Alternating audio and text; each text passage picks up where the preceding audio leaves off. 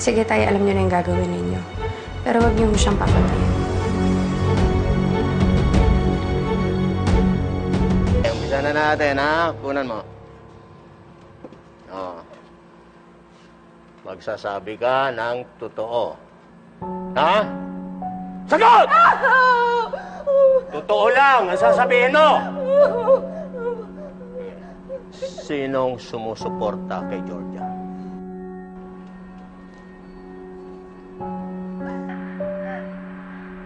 Wala na po iba sumusuporta kay Georgia eh. Sinungaling! Di ba may nagpasakay sa kanya nung tumakas siya? Di ba? Oo. Pero isa lang yun sa mga kaibigan niya. Wala sumusuporta kay Georgia. May nakita lang ako kaibigan niya. Sinungaling ka! Totoo yan! Totoo nga! Ha? Totoo yan!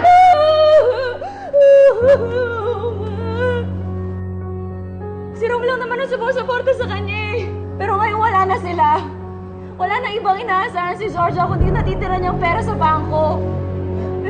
Wala na natitira doon. Wala na. Kaya kung yung naghahabol niya sa kanya, nag-aaksila kayo ng oras. Wala talaga. Anong ibig sabihin nito, Emma?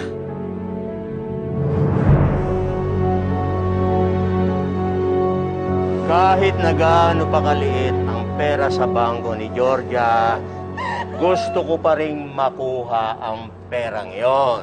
Kaya, tawagan mo siya, kunin mo ang password ng kanyang mga bank account. Akin na!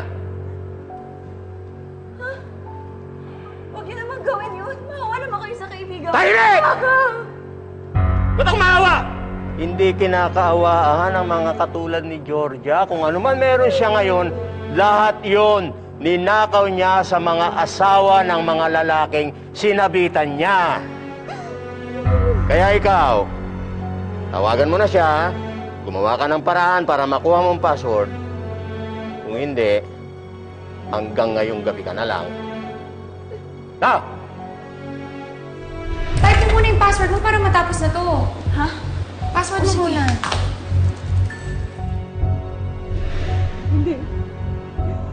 Hindi ko kaya yung pinapagawa niyo.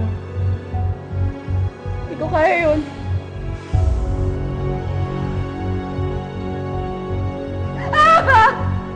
O di pasensya na lang tayo. Sige. Ganun. Ano? Tama na. Maawa na kayo sa akin. Maawa na kayo. Salita ka na kasi. Maawa kayo sa akin.